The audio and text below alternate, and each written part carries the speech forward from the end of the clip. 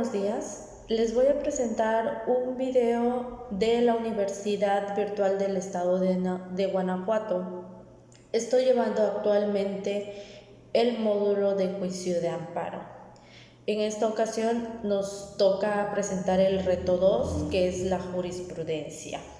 Estoy a cargo de la asesora Carelia Hernández Arteaga.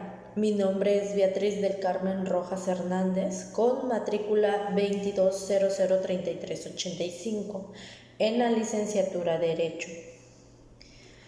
Actualmente este video lo creé el 14 de enero, pero por circunstancias personales no había podido subirlo. En este caso nos dan 3 planteamientos de 3 jurisprudencias para poder contestar 5 cuestionarios o 5 interrogantes, mejor dicho.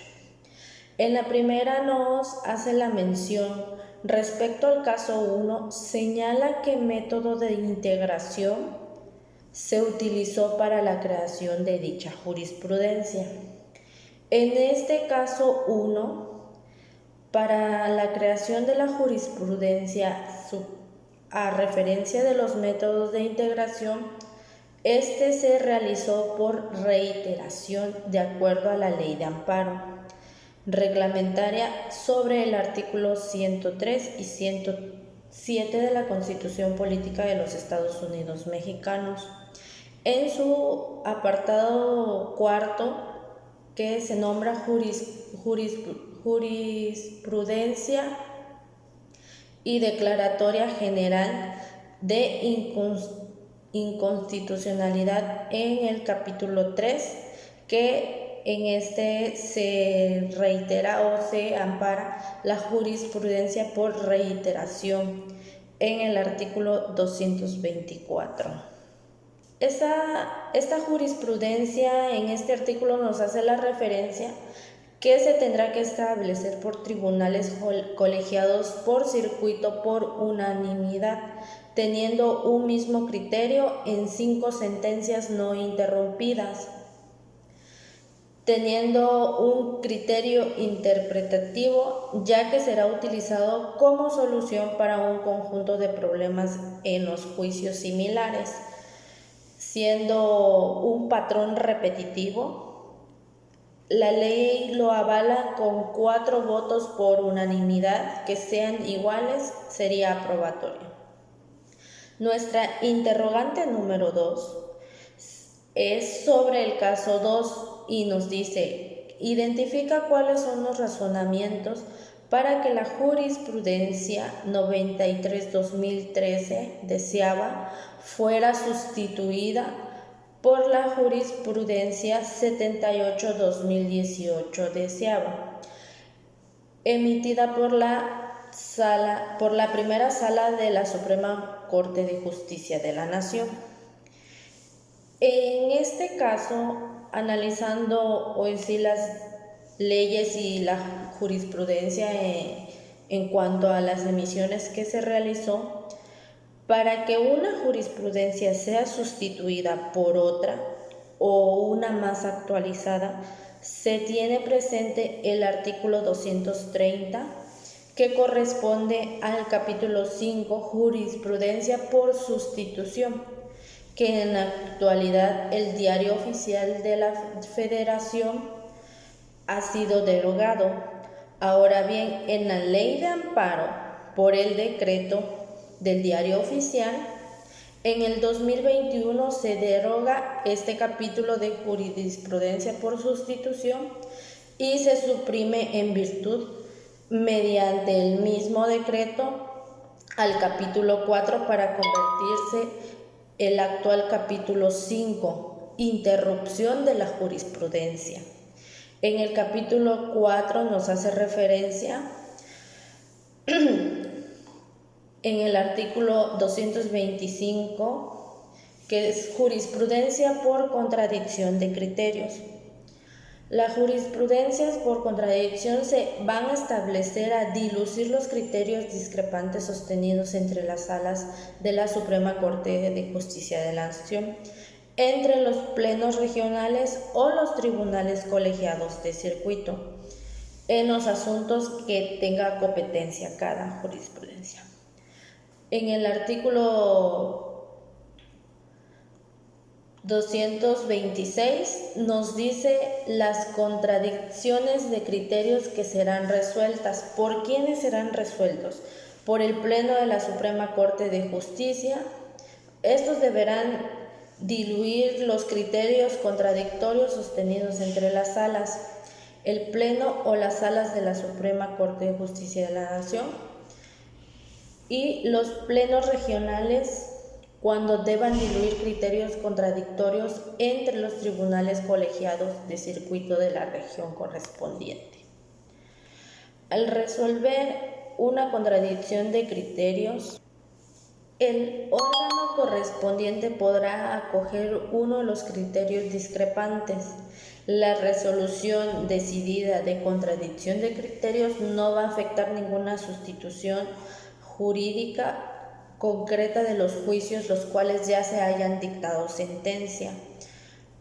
Se quedan con las sentencias que ya tengan y los nuevos casos, a partir de que sale la nueva jurisprudencia, se tendrán que normalizar o regularizar con la nueva jurisprudencia actual.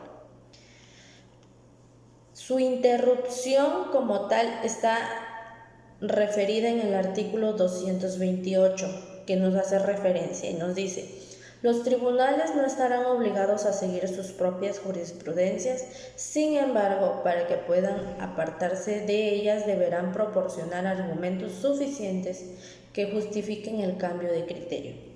En ese caso se interrumpirá la jurisprudencia y dejará de tener carácter obligatorio.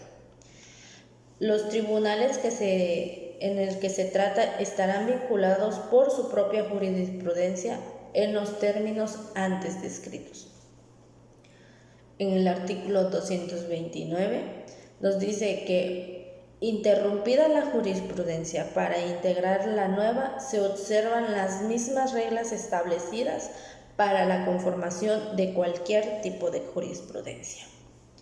Tenemos la interrogante 3. Nos hace referencia sobre los 3 casos presentados en este módulo. Nos dice: en el caso 1, 2 y 3, indica en qué época del Seminario Judicial de la Federación fueron publicadas las jurisprudencias. Basándonos en el Seminario Judicial de la Federación, esto es sobre tesis presentadas que fueron publicadas en diferentes épocas. 2 tenemos en la misma época, pero en diferentes fechas. El caso 1, que es una jurisprudencia común, que es la 16-1080, fue en la época novena. La tesis es la 102-2011. Fue presentada en septiembre del 2011 por la primera sala del Seminario Judicial de la Federación y su Gaceta. En el caso 2 es la jurisprudencia común y penal, folio 20-18-828, y esta fue en la época décima. Es la tesis 78-2018, presentada en diciembre del 2018 bajo el libro 61, tomo 1, de la primera sala de la Gaceta del Seminario Judicial de la Federación. En el caso 3 es la jurisprudencia constitucional y común, folio 190-663, y de igual forma como en la primera es en la época novena. Esta tesis es la tesis 145-2000, presentada en diciembre del 2000 en la primera sala del Seminario Judicial de la Federación y su Gaceta. La cuarta interrogante nos hace referencia que en el caso 3 nos dice: señala para qué autoridades es obligatoria la aplicación de dicha jurisprudencia. Eso nos hace referencia en el artículo 217, que la jurisprudencia se establezca sobre la Suprema Corte de Justicia de la Nación. Esta será obligatoria para todas las autoridades jurisdiccionales de la Federación y las entidades federativas, con excepción de la propia Suprema Corte. El interrogante 5. En el caso número 1, identifica si se cumple con el requisito establecido en el artículo 223 de la Ley de Amparo respecto a los votos que deben emitirse para su aprobación. En el caso 1 nos presentan lo que es el planteamiento de la jurisprudencia y si cumple con los requisitos establecidos según el artículo 223 de la Ley de Amparo. El artículo 223 nos dice: las razones que justifican las decisiones contenidas en las sentencias que dicten las salas de la Suprema Corte de Justicia de la Nación constituyen precedentes obligatorios para todas las autoridades jurisdiccionales de la Federación y de las entidades federativas. Cuando sean tomadas por mayoría de 4 votos, las cuestiones de hecho o de derecho que no sean necesarias para justificar la decisión no serán obligatorias. En este primer caso que nos plantearon, nos hace referencia de los 4 votos por unanimidad que requiere la jurisprudencia y nos hace referencia a Facultad de Atracción 10-2007, Presidente de la Suprema Corte de Justicia de la Nación, presentado el 11 de julio del 2007, unanimidad de 4 votos por el ausente José Ramón Cosío Díaz, el ponente Olga Sánchez Cordero de García Villegas y el secretario Jorge Roberto Ordóñez Escobar. Segundo punto o aclaratorio, Facultad de Atracción 78-2010 por los magistrados integrales del Tribunal Colegiado del Circuito del Centro Auxiliar de la Séptima Región, el 29 de septiembre del 2010, por unanimidad de 4 votos, con el poniente Arturo Saldívar Lelo de Larea, secretario José Luis Ceballos Daza. Tercer punto, Facultad de Atracción 120-2010 por los magistrados integrales del Segundo Tribunal Colegiado del 22º Circuito, el 27 de octubre del 2010, unanimidad de 4 votos al poniente Arturo Saldívar Lelo de Lerrea, secretario Javier Mijangos y González. Quinto punto, Facultad de Atracción 168-2010, magistrados integrales del Segundo Tribunal Colegiado en materia civil del Cuarto Circuito, el 19 de enero del 2011, unanimidad de 4 votos poniente Arturo Saldívar Lelo de Lerrea, secretario Javier Mijangos y González. Sexto punto, Facultad de Atracción 13-2011, del 11º Tribunal Colegiado en materia administrativa del Primer Circuito, con apoyo del Segundo Tribunal Colegiado del Circuito del Centro Auxiliar de la Primera Región, el 9 de marzo del 2011, con 5 votos al poniente José Ramón Cosío Díaz, secretaria Carmen Vergara López. En conclusión, y como cierre de estas croentes o interrogantes, la importancia y la utilidad que tenemos sobre las jurisprudencias va siendo de la mano y primordial para la supervisión de la ley, siendo principalmente la interpretación o la honestidad que debe tener y la rectitud de las leyes en cuanto a su aplicación, fijada por los organismos judiciales del Estado en ciertos tiempos, que actualmente cada jurisprudencia se puede actualizar o derogar según las leyes a como vayamos acorde a nuestro Estado y por el bien de el Estado, para poder comprender e interpretar las normas jurídicas siempre tendremos que tener de la mano a las jurisprudencias, todo basado en las sentencias anteriores presentadas para que lleve una continuidad de lo anterior ya establecido en las leyes.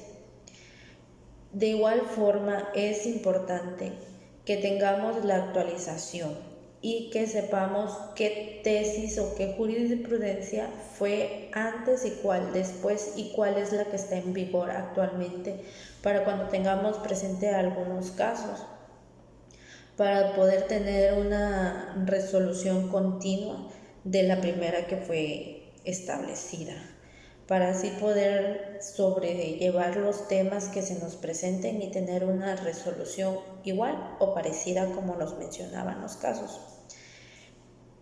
En teoría o términos de definiciones, la jurisprudencia siempre va a ser el conocimiento de la ciencia en derecho, que nos van a hacer el conjunto de las tesis, van a constituir en sí lo que es una jurisprudencia, validando material para enseñarnos, para orientarnos, las hoy sí enseñanzas o lo que los jueces señalan para poder tener soluciones multidisciplinarias en cuestiones jurídicas que contemplen cada caso. En estas épocas siempre tenemos alguna que supla las lagunas o los anteriores que no quedaron establecidos completamente. Y pues vamos a tener siempre las diferencias jurídicas o en el orden jurídico, pero siempre y cuando sea positiva la respuesta para cada caso. Y esto va a ser como que una guía para poder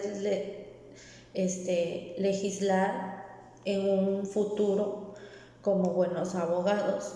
Siempre vamos a tener las jurisprudencias avaladas por la ley de amparo en los artículos 94, en el 107 y en el 192 y 193, que van a establecer la materia de jurisprudencia en la interpretación de leyes y reglamentos federales o locales o los tratados internacionales que México tiene. Y pues me queda más que comentarles que tengamos en cuenta que esto es una balanza.